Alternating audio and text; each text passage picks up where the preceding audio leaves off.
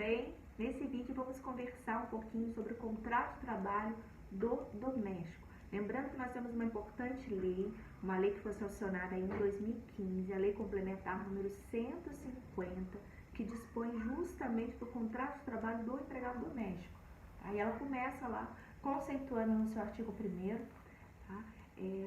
O conceito, na verdade, né? Ela traz para nós quem seria esse empregado doméstico. Está lá no artigo 1º, que seria todo aquele que presta serviço de forma contínua, subordinada, onerosa, pessoal, tá? E de finalidade não lucrativa, ou a pessoa, ou servir na sua família, o seu núcleo familiar, no âmbito residencial destas, tá bem? Por mais de 2 dias, né, já fica caracterizado esse vínculo, por semana, aplica-se o disposto nessa lei complementar. Então, empregado doméstico trabalha no âmbito residencial da família, presta serviço direto para a família ou para a pessoa física que a contratou, tá bem? Sendo como pressupostos desse contrato de trabalho: forma contínua, subordinação, onerosidade, pessoalidade, finalidade sempre não lucrativa, apenas para atender a pessoa e ao núcleo familiar, tá? Desde que por mais de 2 dias por semana. Então, fica caracterizado ali o contrato de trabalho do doméstico. Já no artigo 2º da Lei Complementar, da Lei 150, tá, o legislador começa a trabalhar justamente o quê? Quais seriam aí, as definições, né, do trabalho em regime de tempo parcial, que a legislação traz também essa possibilidade, tá? E ele traz ainda também, inicialmente, no artigo 2º, justamente a jornada de trabalho doméstico. Tá? Ele é claro: olha, a duração normal do trabalho doméstico não poderá exceder a 8 horas diárias ou 44 semanais. E o legislador ainda traz aqui, nos demais parágrafos aqui, em relação ao pagamento, né? O pagamento dessa hora extraordinária, que deverá ser no mínimo, tá, de 50% superior à hora do valor normal. Como eu destaquei para vocês, né, dando continuidade à leitura da lei, lá no artigo 3º, o legislador já traz a possibilidade também desse regime de trabalho por tempo parcial, tá, cuja duração não poderá exceder a 25 horas semanais. Então, para ficar caracterizado esse contrato de trabalho doméstico nessa modalidade, né, por tempo parcial, esse contrato de trabalho não poderá exceder ali a 25 horas semanais. Da mesma forma, o legislador traz para a gente ali ainda, né, na continuidade da leitura do artigo 3º da Lei Complementar, ali a partir do parágrafo 3º, a forma no qual será concedido as férias a esse trabalhador empregado com contrato de trabalho registrado aí, né, em regime por tempo parcial. Então, está lá na legislação, a partir do parágrafo 3º, do artigo 3º, tá lá, olha, na modalidade de regime parcial, após cada período de 12 meses de vigência do contrato de trabalho, o empregado terá direito a férias na seguinte proporção. Tá? Então, como funcionaria essa proporção? Tá lá. Inciso 1º, 18 dias para a duração de trabalho semanal superior a 22 horas e até 25. Então, de 22 a 25 horas semanais, tá bem? Esse empregado doméstico terá direito a 18 dias de férias. Caso esse contrato de trabalho por tempo parcial seja entre 20 e 22 horas semanais, a cada 12 meses de trabalho, esse empregado terá direito a 16 dias de férias. Tá? Se esse contrato de trabalho for entre 15 e 20 horas semanais, aí ele já para jus a 14 dias de férias. 12 dias de férias se a carga horária dele for entre 10 e 15 horas semanais. E, por fim, 8 dias de férias, tá? Se a duração do trabalho semanal for igual ou inferior a 5 horas semanais, tá bom, turma? Então, as férias também serão proporcionais caso esse empregado doméstico seja contratado ali naquele regime, tá bem? Eu destaco também alguns pontos importantes da lei do contrato de trabalho doméstico. O artigo 4º traz pra gente ali a possível contratação, né, por prazo determinado, tá? Onde é facultado ali a contratação por prazo determinado para o empregado doméstico, primeiro, mediante contrato de experiência. Segundo, para atender as necessidades familiares de natureza transitória ou para possível substituição temporária de um empregado doméstico contra um contrato de trabalho interrompido ou suspenso.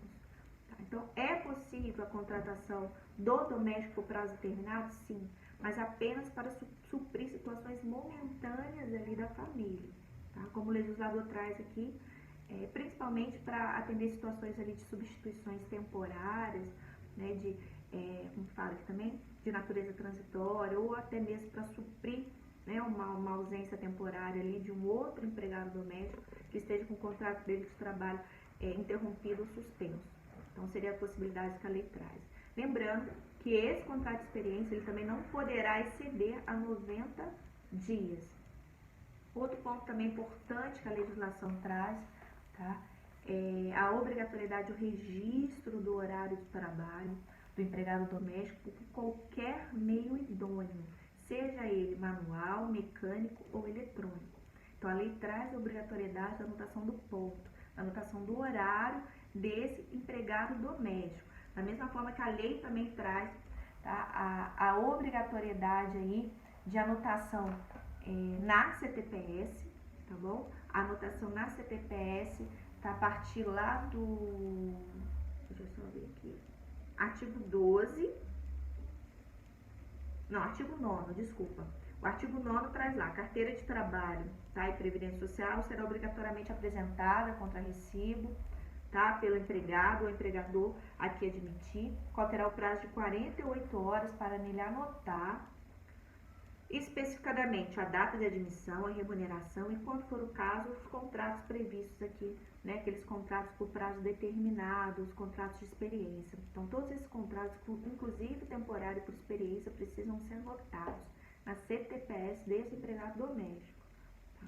Além ainda traz aqui a possibilidade, tá, da remuneração superior quando esse empregado estiver à disposição do seu empregador para acompanhar o mesmo, para prestar serviços em viagens. Tá?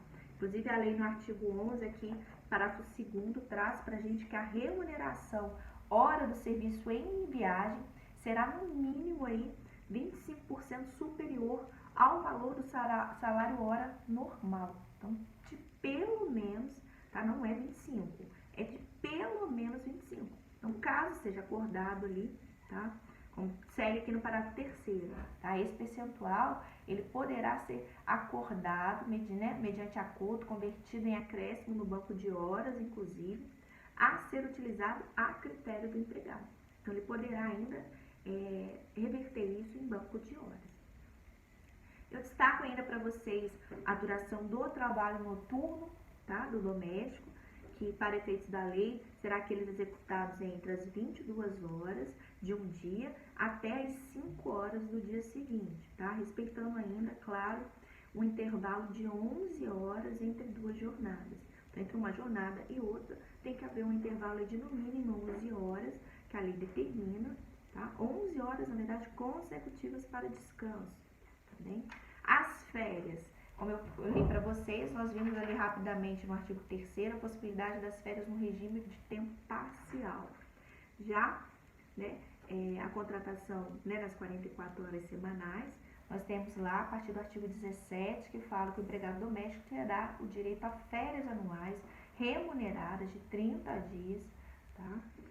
Salvo realmente o artigo 3º, que são ali, e parágrafo 3º, que são aquelas hipóteses ali das férias proporcionais, que nós já vimos, tá bem?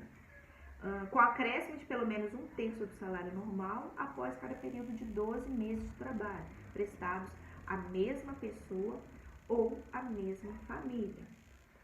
O período de férias ainda poderá, a critério do empregador, ser fracionado em 2 períodos, sendo um de no mínimo 14 dias corridos. Tá? E ainda a lei traz para o empregado, né, a possibilidade de converter até 1/3 do período de férias, tá, que tem direito, em um abono pecuniário.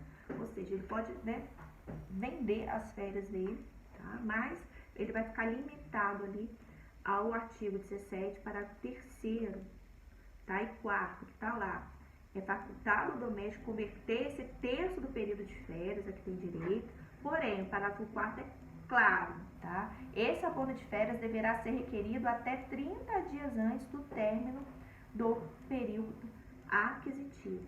Da mesma forma, ainda destaco para vocês, por fim, tá? Lá no artigo 20, traz a obrigatoriedade de se inscrever esse empregado no regime geral da Previdência Social.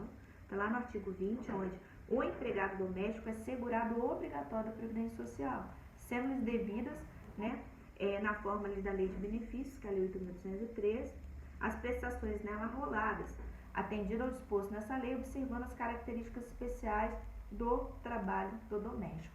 Da mesma forma, por fim, eu finalizo esse vídeo com o artigo 21 da Lei Complementar 150 de 2015, que também reconhece ali o direito, a obrigatoriedade do empregador, tá bom? Tá aqui, ó, é devida a inclusão do empregado doméstico no Fundo de Garantia de Tempo de Serviço, na forma do regulamento a ser editado pelo Conselho Curador do Agente Operador do FGTS, tá? Inclusive no que tange aos aspectos técnicos de depósito, saque, devolução de valores e emissão de extratos.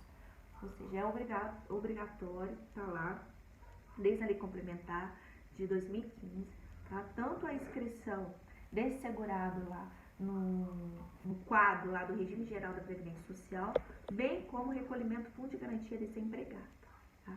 Para, né, maior conhecimento e mais detalhes, leiam a Lei Complementar 150 de 2015, que trata especificadamente do tema do contrato de trabalhador, do contrato de trabalho do empregado doméstico. Garredo final.